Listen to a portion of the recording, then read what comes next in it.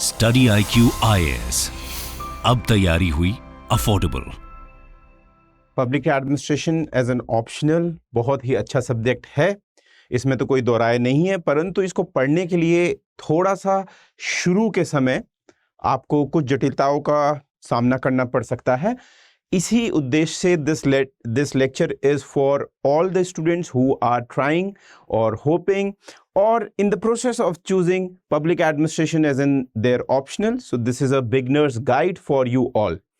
In this lecture, I would be discussing about how to approach the syllabus and also what sort of small view on what sort of resources that you have online available, and also what are the different sources others from online that you can use, and how to approach the public administration as an optional. So you all are welcome. So let us start. So beginner's guide for public administration, as some of the people are starting from the scratch, so this particular video would be very helpful for you guys. So in public administration or in any of the optional that we have for UPSC civil services exam, we have this funda of paper 1 and paper 2 in the syllabus of that optional. So by the way, this division of paper 1 and paper 2 is just a division according to UPSC syllabus. Otherwise, the discipline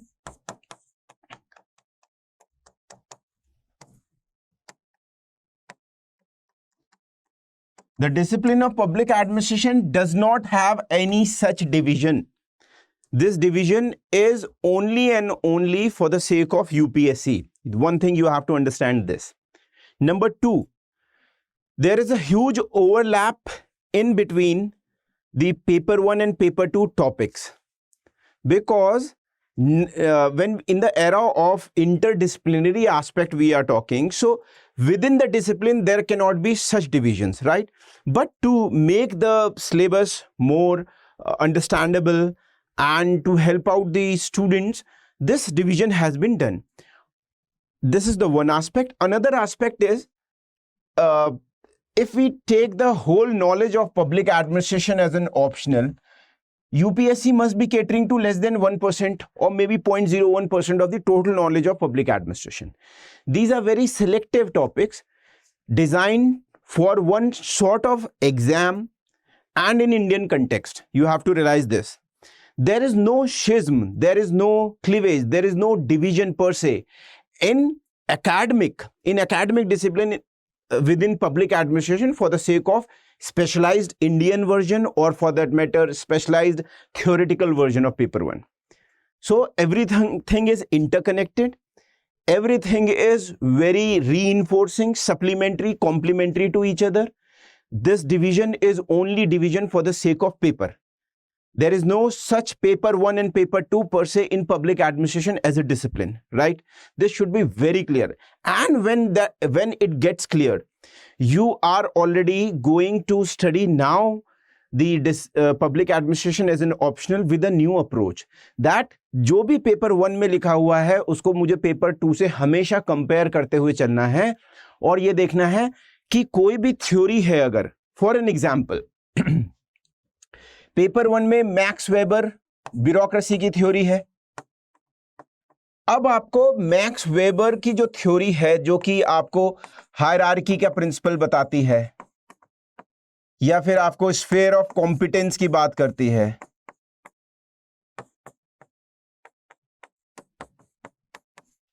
या आपके बात होती है आपकी recruitment की, merit based, salary structure, right to appeal,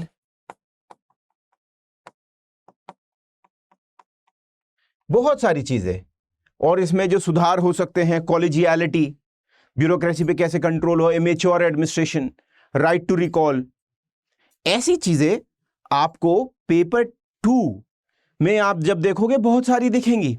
for an example, अब paper 2 में हम आपका डिस्ट्रिक्ट एडमिनिस्ट्रेशन पढ़ेंगे, लॉ एंड ऑर्डर एडमिनिस्ट्रेशन पढ़ेंगे,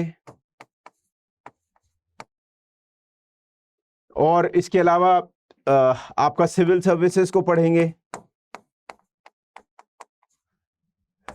इसके अलावा इश्यूज इन पब्लिक एडमिनिस्ट्रेशन है इंडियन कंटेक्स्ट में। यहां पर आप देख रहे हैं ये hierarchy, sphere of competence, recruitment या फिर आपका रिजिडिटी, इनसे बहुत सारी प्रॉब्लम्स इधर हो रही हैं। डिस्ट्रिक्ट एडमिनिस्ट्रेशन में आपको वेबेरियन कंडक्ट दिखाई देगा। फॉर एन एग्जाम्पल, अगर आपको, मैं अपने अनुभव से कह रहा हूं, as having knowledge of working on the ground as a tehsildar, so gazetted officer, तो क्या होता है, डिस्ट्रिक्ट मजिस्ट्रेट साहब हैं, एडीएम साहब हैं, एसडीएम हैं, तहसीलदार हैं, नायब तहसीलदार हैं, कानूनगो हैं और लेखपाल हैं। अब जब आप ये पढ़ रहे हैं, so you know this is hierarchy and there are lot of delays because of hierarchy. So in newspapers, whenever there are cases, for an example, in one of the district of Uttar Pradesh, Siddharthnagar, बहुत ही पिछड़ी district है पूर्वी उत्तर प्रदेश में, वहां पर one person went that he is alive and he has been declared in the document that he is dead, and he was fighting this cause for the last 4-5 years, and in the pursuance of this cause one day he finally died in तहसील परिसर only, SDM जहां बैठते हैं वहीं पर। अब ये क्या है, वो नीचे से लेके लेखपाल, कानूनगो से लेके सबके पास जा रहा था पर उसकी सॉल्यूशन नहीं हो पा रहा था। तो यही है आपको हायरार्की और रिजिडिटी, स्फीयर ऑफ कॉम्पिटेंस। जो व्यक्ति एक काम कर रहा है वो ही उस काम को कर सकता है, और कोई मल्टीपल आपके पास अपॉर्चुनिटी नहीं है, प्लूरलिज्म नहीं है इंस्टीट्यूशनल, कि अगर यहां पर बात नहीं सुनी जा रही है तो कोई व्यक्ति अपने प्रमाण पत्र के लिए कहीं और क्या करे, अप्लाई करे। Now this is very interconnected. This is one of the example I am giving you. There are hell lot of example. Each one topic has to be understood in the context of Indian administration. And when you are dealing with the paper 2 and writing anything about Indian administration, so you have to remember when you are telling this, what are the problems in district administration, so you have to again go back, or for that matter you have to tell the real democracy in the words of Mary Parker Follett, the deepened democracy, not only political ballot box democracy. वो उससे काम नहीं चलेगा। लोगों को collectiveness लाओ, लोगों को कलेक्टिव अप्रोच लाओ, को गवर्नेंस अप्रोच लाओ।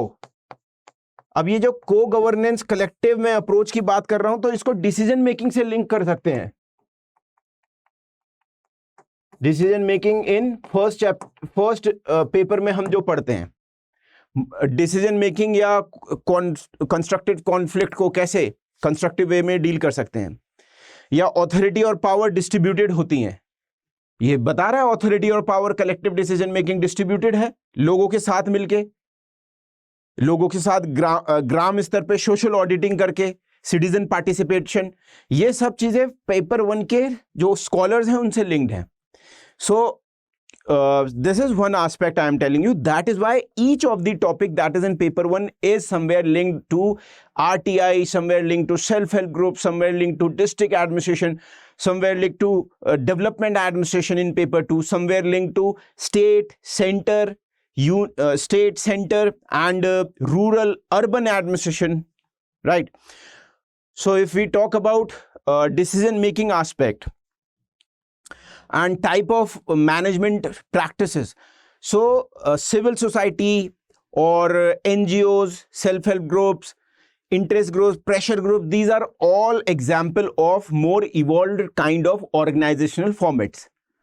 So we can use Rensis Likert example of type 4 organization, how decision is made, how people themselves work as a peer group, are themselves working to improve the governance, in improve the decision making, in setting of the better standards of deliverance. From paper 1 we have now linked paper 2. So these organic linkages are to be taken very seriously. So now syllabus of paper 1 and paper 2 is very interlinked, that you have to understand. then there is no such divisions. You have to always take Indian example in paper 1. Apart from that, you study the paper 1 in the context of theories more. What are the backgrounds? So what are the theories? So there are many variables, जिनसे variables का मतलब ये समझ लीजिए ऐसे component, ऐसे factors जिनसे decision प्रभावित होता है. जैसे अभी I am standing in a room, so there are variables, temperature, pressure, lightning, sound quality. इनके बीच का जो इंटर रिलेशन है वो ही थ्योरीज है कि एक को हटाने पे दूसरा कैसे काम कर रहा है, यही थ्योरी है. ये थ्योरीज ऐसे एडमिनिस्ट्रेशन में भी, प्रशासन के, डिसीजन मेकिंग के, रिक्रूटमेंट के, साथ में आपके डायरेक्शन के, लीडरशिप के, पावर, ऑथोरिटी, कंट्रोल, अकाउंटेबिलिटी, इन सब के ऊपर लोगों ने अपने अपनी थ्योराइज किया है, अपने अपने विचार दिए हैं, एक्सप्लेनेशन दिया है. वो ही हम थ्योरीज में पढ़ते हैं. थ्योरेटिकल पार्ट है इसमें. फिर यहां पर बहुत सारे जो जैसे अकाउंटेबिलिटी और कंट्रोल कैसे एस्टैब्लिश करते हैं, इसका थ्योरेटिकल बैकग्राउंड. फिर आपको इवोल्यूशन ऑफ पब्लिक एडमिनिस्ट्रेशन, और अभी भी हो ही रहा है. Public administration as a discipline कहां से आया, कैसे इवॉल्व हुआ, कैसे हमने पढ़ना शुरू किया, पॉलिटिकल साइंस का इसका क्या नाता है, मैनेजमेंट का क्या नाता है. At least 35-40% of the syllabus of management would be overlapping with public administration. इसीलिए जब दो ऑप्शनल होते थे तो पब्लिक एडमिनिस्ट्रेशन और मैनेजमेंट को, पब्लिक एडमिनिस्ट्रेशन और पॉलिटिकल साइंस को आप एक साथ नहीं ले सकते थे. Right. So as a discipline कहाँ से आया. फिर यहाँ पर बहुत सारी मैनेजमेंट टेक्निक्स हैं जिससे कि आप क्या कर सकते हो, डिसीजन मेकिंग को इंप्रूव कर सकते हो. मैनेजमेंट टेक्निक्स हम पढ़ते हैं. So, theories, accountability, evolution, management techniques, financial administration, ऐसे इसमें इंपॉर्टेंट टॉपिक्स हैं. पेपर 2 में आपके जो टॉपिक है वो ज्यादा इंडिक है. Indian evolution of Indian administration, Indian administration का इवोल्यूशन कहां से आया. अब यहां तो हजारों राजा रहे हैं, पर हम कौटिल्य को पढ़ लेते हैं, अर्थशास्त्र पढ़ लेते हैं, हम मुगल एडमिनिस्ट्रेशन पढ़ लेते हैं, हम ब्रिटिश पढ़ लेते हैं, pre colonial, post colonial development जो हुए हैं, pre independence and post independence, colonial period and post colonial period, और डीकोलोनाइजेशन कैसे कर रहे हैं आजकल हम, अपने नए हर चीज़ को अपना नया नाम देना, इंडिक नाम देना, इंडिक प्रोसेसेस अपनाना, यही डीकोलोनाइजेशन है. इसके अलावा आप देखते हैं यहां पर भी फाइनेंशियल मैनेजमेंट हम पढ़ते हैं. फिर हम रिक्रूटमेंट प्रोसेस, सिविल सर्विसेज में रिक्रूटमेंट कैसे होता है और प्रमोशंस कैसे होते हैं इंडिया में, और ये अपने आप में लिंक्ड है पेपर 1 से. हर कोई टॉपिक पेपर 1 से लिंक्ड है. रूरल और अर्बन, रूरल एंड अर्बन जो एडमिनिस्ट्रेशन है उसको पढ़ते हैं. डिस्ट्रिक्ट एडमिनिस्ट्रेशन को पढ़ते हैं. लॉ एंड ऑर्डर, एक लॉ एंड ऑर्डर एडमिनिस्ट्रेशन एक अलग यूनिट है. फिर एडमिनिस्ट्रेटिव रिफॉर्म्स को पढ़ते हैं. एडमिनिस्ट्रेटिव रिफॉर्म्स, भारत में सुधार करने की कोशिश करी गई है, क्या दिक्कतें हैं, क्यों नहीं हो पाए हैं, क्या कितनी पुलिस के बारे में और प्रशासन में, फिनेंस में क्या क्या चीज़ें बेहतर करने की कोशिश करी गई हैं, क्यों नहीं हो पाई है. सो ये है आपका एक ओवरव्यू पेपर 1 और पेपर 2 का. इसमें ऑर्गेनिक लिंकेजेस हैं, आपको ये हमेशा ध्यान रखना है. अब आप जब शुरू कर रहे हैं तो सारे के सारे टॉपिक्स को समझने की कोशिश करिए, उनके शब्द समझने की कोशिश करिए, मीनिंग समझने की कोशिश करिए. पेपर 1 में है और पेपर 2 में है. एक और काम जो आप कर सकते हैं वो है थीमेटिक डिवीजन कर लीजिए अपने सिलेबस का. एक बार आप 2-3 बार सिलेबस पढ़ लीजिए, आपको बहुत सारी चीजें दिखेंगी कि कॉमन है ये तो. जैसे आप देखेंगे कि जो LPG, liberalisation, privatisation, globalisation, LPG और एडमिनिस्ट्रेशन पे इनका प्रभाव, ये थीम आपको 3-4 जगह मिलेगी पेपर 1 और पेपर 2 में, वो आप एक ही साथ पढ़ेंगे। अब आप यूनिट वाइज उसको ले सकते हैं, या फिर आपका पेपर 1 में जैसे ऑर्गेनाइजेशंस है, यूनिट है, इसमें हम boards, commissions, bureau, ministries, departments, corporations, companies, departmental undertaking, ऐसी बहुत सारी जो तरीके हैं ऑर्गेनाइजेशंस को स्ट्रक्चर करने के, वो पढ़ते हैं। अब इसको ही हम पेपर सेकंड में जो पीएसयू यूनिट है, पब्लिक सेक्टर अंडरटेकिंग्स की यूनिट है पेपर 2 में, उसके साथ लिंक करके पढ़ें। सो ये एक थीम हो गई, आपको मिल गई थीम। सो पेपर 1 और पेपर 2 की तैयारी एक साथ आप कर सकते हैं, उसमें कोई दिक्कत नहीं है, right. So that is one aspect. Another, then you have this development dynamics unit 8,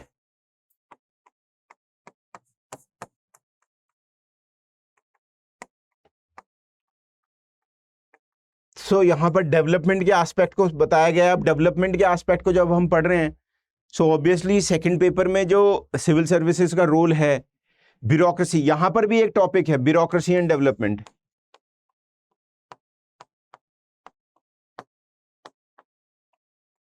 और यहां पर भी टॉपिक है ब्यूरोक्रेसी पेपर 2 में।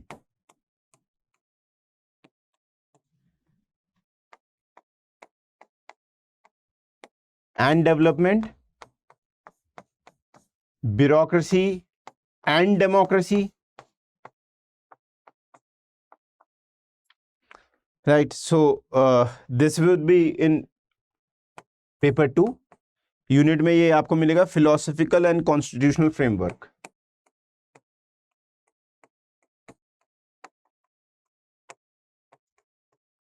कॉन्स्टिट्यूशनल फ्रेमवर्क, ये अब there are so many themes running into the overlaps of paper 1 and paper 2. You have to understand those themes and prepare paper 1 and paper 2 all together. That can be done separately, also can be done, no issues. But for a beginner, it makes life easy because 20% of your anxieties are also less now. Because you are seeing कि अच्छा बहुत सारी तो overlapping है, तो मुझे मुश्किलें और कम होने वाली हैं, right? And when you are studying everything in perspective with the Indian context, that you are able to relate more.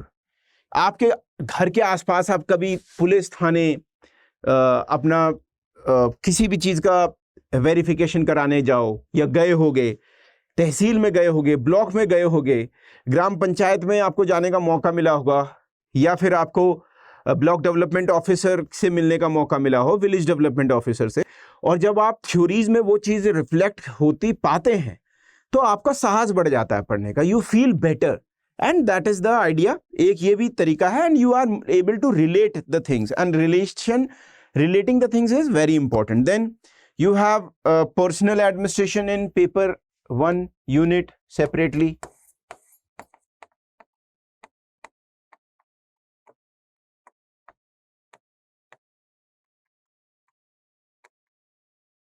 and you have civil services in paper 2. So these two should be studied together, can be studied.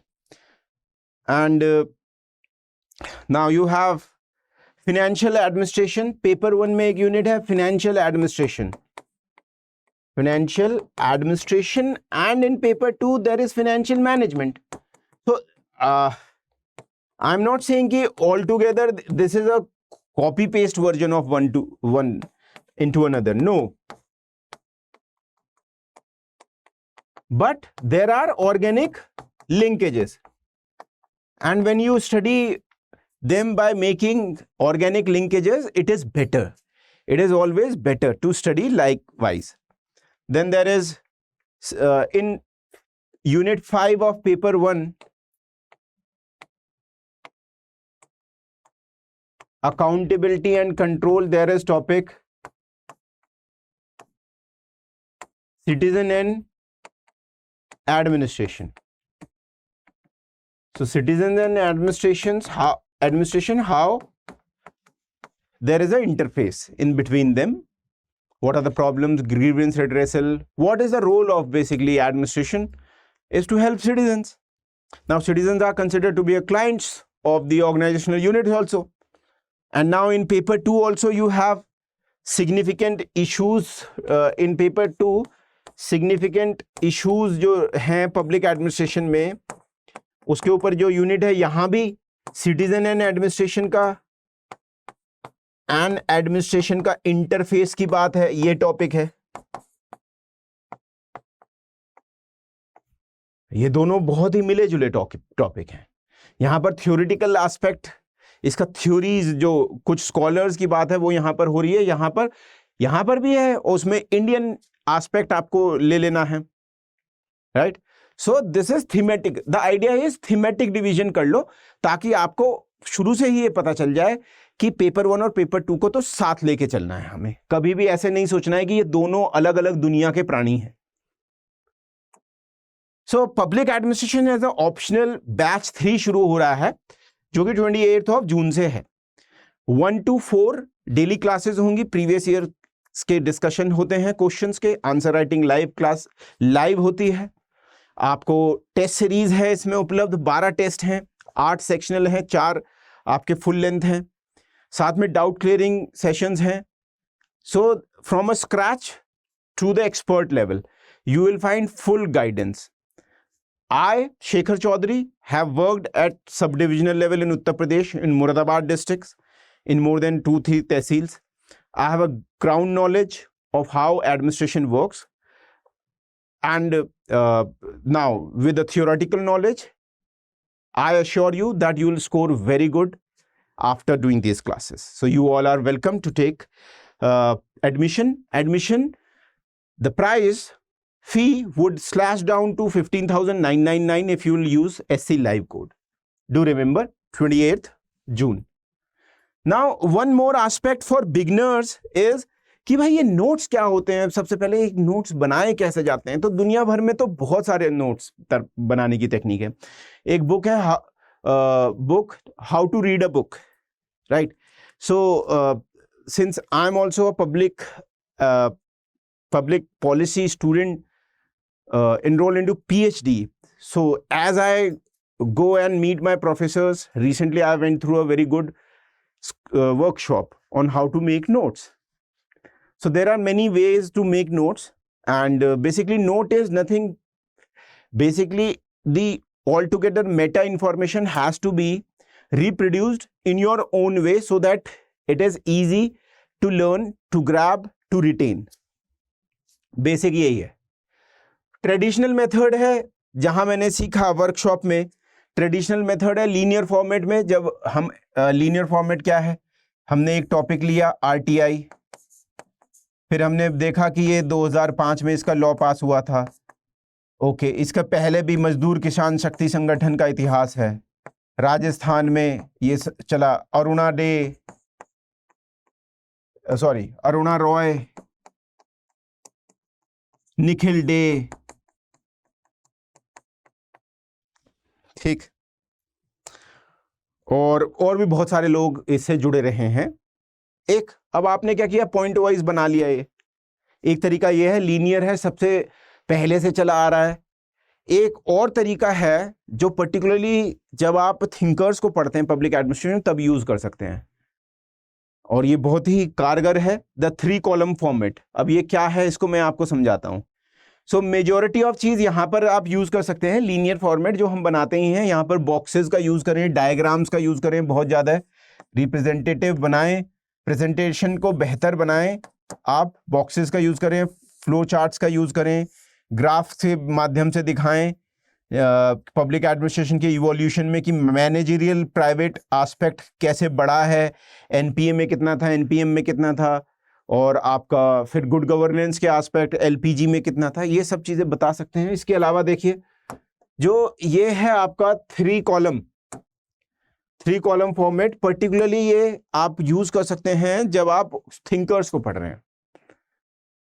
सो आप thinker का नाम लिख लीजिए और यहां पर ये column छोड़ लीजिए। ये एक this is just a reference from a research method in PhD we use this. So यहां पर आप नोट्स बना लीजिए उस थिंकर के बारे में जो भी फैक्चुअल डेटा है। मैरी पार्कर फॉलेट हैं, किस समय की हैं, 1930s में उनकी डेथ हो गई, उससे पहले वो she is considered to be ahead of her time at the time when others prior to her scientific management, Fayol, Weber were working and Woodrow Wilson were working about the internal aspects, closed aspect of organization efficiency to make more scientific. She was already ahead of her times. So जितना भी चीजें हैं उनको format में लिख लीजिए। साथ में आप इस कॉलम में लिंकेजेस लिख लीजिए from paper 2 and with in the linkages. ठीक है, तो यहां पर इनके डेमोक्रेसी का कॉन्सेप्ट है तो उसको सिविल सोसाइटी से लिंक कर लीजिए, यहां पर लिंक बना लीजिए। फिर पंचायती राज है तो वो लिंक बना लीजिए। इसके अलावा अगर कम्युनिटी पुलिस है तो वो अपने आप डेमोक्रेसी के प्रोसेस से लिंक्ड है। अगर राइट्स की समस्या है, कम्युनल हार्मनी को कैसे स्टैब्लिश कर रहे हैं, तो इनका कंस्ट्रक्टिव कॉन्फ्लिक्ट का मॉडल है, कंस्ट्रक्टिव कॉन्फ्लिक्ट मैनेजमेंट का मॉडल है, राइट। अगर हम बात कर रहे हैं डिसेंट्रलाइज्ड डिसीजन मेकिंग की, तो यहां भी पावर और authority can lie anywhere and lies with the function aspect. So आप उस थिंकर का यहां पर क्या कर लीजिए, लिंक बना लीजिए और इससे आपको बहुत फायदा होगा। So you can use A4 size paper, just follow this, ऊपर टॉपिक, एक लाइन इधर और मेन। साथ में आप यहां पर अपने शब्दों में 100-150 वर्ड में इसको क्या कर लीजिए, चीजों को एक तरीके से क्रक्स लिख लीजिए इसका। इससे आपको बहुत ज्यादा फायदा होगा। एक बार करके देखिएगा and then you can always revert back to me, get connected to me over Telegram. जब मैं आगे बताऊंगा उसकी आईडी को, Telegram ID, this would help you. So idea particularly with thinkers, क्योंकि थिंकर्स में क्या है, ओवरलैपिंग बहुत ज्यादा है एक दूसरे से। तो आप थिंकर्स के बेसिक्स लिख लेंगे, साथ में लिंकेजेस का जो प्रोविजन है कि लगातार थिंकर्स को पेपर 2 से लिंक करते हुए पेपर 1 के एस्पेक्ट से भी लिंक करते हुए चलोगे, तो इसको करके देखिएगा, it is very effective. Okay, so this is one aspect, linear format और 3 column format. This is a research method से ड्राइव्ड फॉर्मुलेशन। यहां पर अब थोड़ा सा मैं बता दूं आपको, बुक्स, न्यूज़पेपर, EPW, योजना, कुरुक्षेत्र। सो रिसोर्सेज के ऊपर I will make a separate one of the video, what are the specificity when I'll go into resources, कौन सा बढ़िया है, कौन सा थोड़ा कम बढ़िया है, सभी बढ़िया है टू बी वेरी ऑनेस्ट वैसे तो किताबें।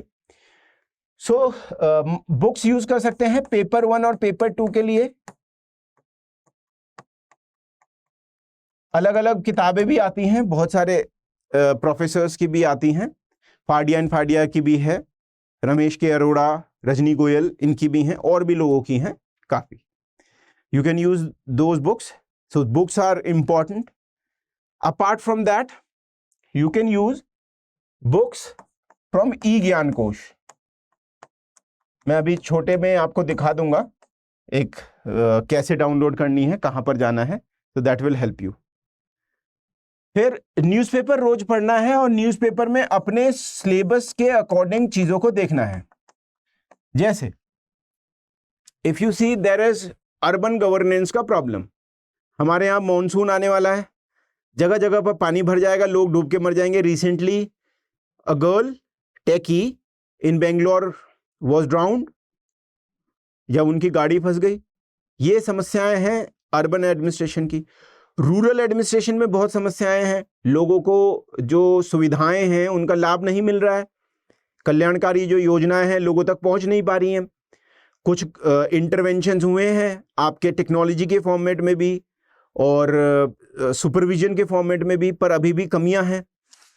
जो भी ऐसी न्यूज़ आती हैं, या मणिपुर में क्लैशेस हुए हैं, नक्सल मूवमेंट है, या नारकोटिक्स कंट्रोल ब्यूरो ने कुछ एक कंसाइनमेंट पकड़ी है, CBI ने रेड करी है, ED ने रेड करी है, कैग की ऑडिट रिपोर्ट आई है, वो सब चीजें न्यूज़पेपर में आपको ध्यान रखना है और वहां से कनेक्शन बनाते हुए चलना है, एग्जाम्पल्स, और वहां से क्वेश्चंस भी आएंगे। क्योंकि अगर आप ऑडिटिंग को पढ़ोगे और कैग की ऑडिटिंग के बारे में कुछ एक क्रिटिकल एस्पेक्ट में कोई लिखा गया है कि why CAG's post facto auditing may not be the best thing and we need to evolve our CAG to the realities of our time, then that is another very important topic that in somebody's expert opinion is already there in your newspaper. You have to always think of that. EPW Economic and Political Weekly बहुत ही अच्छा resource है। सो आप लगातार अगर follow करेंगे, so on weekly basis I try to bring in at least one of the EPW का article and that would be that is a value addition. उसमें जो पर्टिकुलर टेक्निकल वर्ड हैं उनको नोट कर लीजिए, जो आर्ग्यूमेंट है मेंस उनको नोट कर लीजिए। वहां से आप देखेंगे सीधे क्वेश्चन आते हैं। EPW पे एक video I have already done, more would be doing, so I have in that video told how 2022 का या उससे कि पहले के जो डायरेक्ट क्वेश्चन EPW के आर्टिकल से आ जाते हैं UPSC मेंस पब्लिक एडमिनिस्ट्रेशन के। योजना और कुरुक्षेत्र का यूज बहुत अच्छा है, जरूरी भी है, पर जहां पर आप देख रहे हैं जैसे कुरुक्षेत्र मैगजीन है, ई गवर्नेंस आपका एक टॉपिक है, ये मैगजीन आई है और ये है आपका दिसंबर 2022 की, ऑनलाइन भी डाउनलोड कर सकते हैं। इसमें आपको बहुत सारे एग्जाम्पल मिलेंगे, केस स्टडीज, वो आपके लिए बहुत उपयोगी है। देन देयर इज पंचायती राज। अब पंचायती राज अर्बन रूरल गवर्नेंस के ऊपर आपका एक टॉपिक ही है, एक यूनिट है पेपर सेकंड में। यहां पर आपको बहुत सारे एग्जाम्पल्स, बहुत सारी केस स्टडीज, नए वर्ड्स मिलेंगे और उनको यूज करना है। वर्ड्स का मतलब है जो आपके पब्लिक एडमिनिस्ट्रेशन से रिलेटेड जो स्पेसिफिक वोकैबुलरी है, राइट? सो वो ध्यान रखिएगा। Okay, so now effective use of online resources. बहुत सारे ऑनलाइन रिसोर्सेज हैं। एक बहुत बढ़िया ऑनलाइन रिसोर्स है ई ज्ञान कोश, ये इग्नू।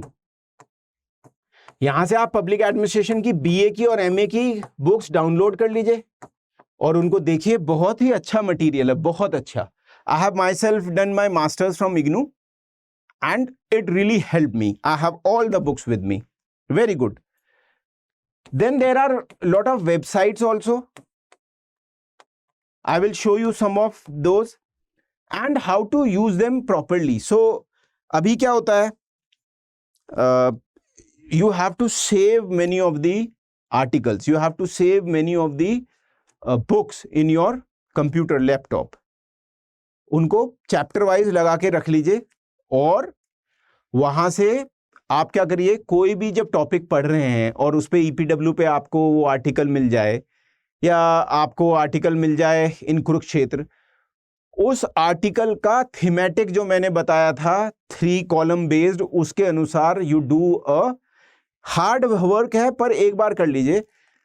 उस आर्टिकल का एक पेज पे समरी लिख लीजिए, राइट? और उसको हार्ड कॉपी के फॉर्मेट में भी और पेपर क्लिक करके पिक भी रख लीजिए PDF के फॉर्मेट में, यूनिट वाइज।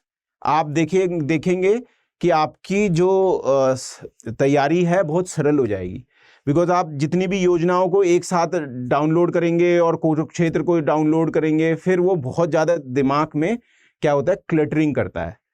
ये है एक आइडिया, क्योंकि आपके पास टाइम है, आप ये करिए। एक आर्टिकल का थीम बेस्ड 3 कॉलम में बना लीजिए कि उसकी बेसिक्स क्या हैं, किस यूनिट में जाएगा, कहाँ कहाँ एग्जाम्पल यूज कर सकते हैं। That would be very good, right? In this way you can use the effectively use your resources. Now this is the Telegram channel and this is the Instagram channel where you can connect with me. So do note it. Public ad by Shekhar. You can send your queries. You can DM me. You can tell in group and I would be helpful. And apart from this, we discuss a lot of things on this particular channel. The material, EPW के articles जो आपको obviously you will not get in the, you have to subscribe for it. So definitely some of the articles का basics I do tell them there, so use it. And now ध्यान रखिए, अभी आपको मैं demonstration दिखाने वाला हूं, उसको देख के जाइए, ये ज्वाइन कर लीजिए। सो डेमोन्स्ट्रेशन ये है लेट मी शो यू। अब जैसे आप ई ज्ञान कोश है, अभी मैंने कहा ई ज्ञान कोश का यूज कर लीजिए, यहाँ पर MA BA जो भी डाल लीजिए, यहाँ पर BA डालेंगे तो BA की किताबें खुल के आ जाएंगी। ये देखो डाला ई ज्ञान कोश public administration MA, MPA master in public administration, ये खुल गया आपका। नाउ यहाँ पर फर्स्ट ईयर सेकेंड ईयर, मतलब जो भी आपको कोर्स है उसमें फर्स्ट ईयर में पेपर होते हैं, सेकेंड ईयर में उसके अनुसार बटा हुआ है first year. So state society and public administration, administrative theory, human resource management, administrative theory. अब यहां पर आप आ गए पब्लिक एडमिनिस्ट्रेशन मीनिंग क्या है, टाइपोलॉजी, ऑर्गेनाइजेशन कितने तरीके की होती हैं, वेबेरियन, क्रिटिक ऑफ ब्यूरोक्रेसी, सब लिखा हुआ है, राइट। साइंटिफिक मैनेजमेंट अप्रोच में चले गए आप, open. Now you have this very structured kind of scientific management, किसका क्या योगदान है, क्रिटिसिज्म, रेलेवेंस, कंक्लूजन, बहुत अच्छी तरह से लिखा हुआ है यहां पर। ठीक है, आप इसका उपयोग करिए और इसको आप और स्टडी मटेरियल से भी क्या कर सकते हैं, यूज कर सकते हैं, मिक्स मैच करके सप्लीमेंट कर सकते हैं। सो दिस इज वन, ई ज्ञान कोश का यूज करिए, वहां से सारी बुक्स डाउनलोड कर लीजिए, बहुत ही आसान है। इसके अलावा और बहुत बढ़िया आपको केस स्टडीज जैसे रहती है, आप जाइए, ये particular department of administrative reforms and public grievance, ministry of personnel public grievance and pensions, यहां पर आपको बहुत सारा सिविल सर्विसेज और एडमिनिस्ट्रेशन में जो हो रहा है वो पता चलता रहेगा और इसका यूज करिए। पब्लिक ग्रीवियंस से CP ग्राम्स का आएगा, लेटेस्ट है, ये लेटेस्ट एग्जाम्पल अपने उनमें यूज करिए आंसर्स में। CP ग्राम्स कैसे काम करता है, इसको बॉक्स फॉर्मेट में बना लीजिए, साइकिल फॉर्मेट में बना लीजिए, एक फ्लो फॉर्मेट में बना लीजिए, उसको रिप्रेजेंटेशन कर दीजिए, that's it, right. Now more to it, e governance. अब देखिए ई गवर्नेंस के बारे में इतना बढ़िया आपको जो एग्जाम्पल्स हैं कहीं नहीं मिलेंगे, कहीं भी नहीं मिलेंगे। आप इस पे जाके एक लिंक को देख लीजिए और आपके एस्से और आपके जो GS का पोर्शन है और आपका पब्लिक एडमिनिस्ट्रेशन का पोर्शन बहुत इंपॉर्टेंट हो जाएगा, बहुत ही अच्छा हो जाएगा। ठीक है, अब जैसे ये है 25th national conference on e governance, इसमें अवार्ड मिले हैं। अब आपने ये जाके खोल लिया, लिस्ट ऑफ अवार्ड हैं, यहां पर अब केस स्टडीज हैं, right. So you see case studies. So जैसे माइंड मित्रा है, ये माइंड मित्र जो है उत्तर प्रदेश का एक बहुत ही इनोवेटिव वे में क्या है, लोगों की समस्याएं दूर करने के लिए एक ई गवर्नेंस का end to end management system है। कैसे है ये देखो, यहाँ पर लिस्ट ऑफ अवार्ड्स जो मिले हैं, यहाँ पर क्लिक करेंगे, लिस्ट ऑफ अवार्ड्स खुल जाएगा और ये आप अगर जाके देखेंगे तो अलग अलग ई गवर्नेंस के आपको सेक्टर वाइज एग्जाम्पल मिल गए अब। और ई गवर्नेंस के एग्जाम्पल RTI, बहुत RTI में आ गया है, वेरी गुड। और भी जगह पर ई गवर्नेंस है, UPI है, वेरी गुड। इसके अलावा आपका इसके अलावा आपका M परिवहन है, DG लॉकर है, वेरी गुड। पर अब आपको अगर स्पेसिफिसिटी चाहिए और नयापन चाहिए अपने आंसर्स में औरों से जो बाजार में चल रहा है, उसके अलावा भी आप यहां पर आइए। E panchayat mission mode project ministry of panchayat में है, ग्रामीण विकास से रिलेटेड है, स्वनिधि स्ट्रीट वेंडर से रिलेटेड है, और इसके अलावा कुटुंब योजना है, राइट। माइंड मित्र है, जैसे हमने केस स्टडी बताई, माइंड मित्र में क्या है, माइंड मित्र उत्तर प्रदेश का है। अब इसमें जो ग्राउंड रियलिटीज हैं मैं आपको यहां पर बताना चाहता हूं। सो ग्राउंड रियलिटीज ये हैं कि माइंड मित्र में बहुत सारी सुविधाएं हैं। फॉर एन एग्जाम्पल, छोटी छोटी समस्याओं को लेके अब सैंड माइनिंग इलीगल है। अपने भी खेत से अगर if you want sand for your home construction, you have to take permission from where, you have to go to tehsil, you have to do lot of red tapism में फंसे रहोगे।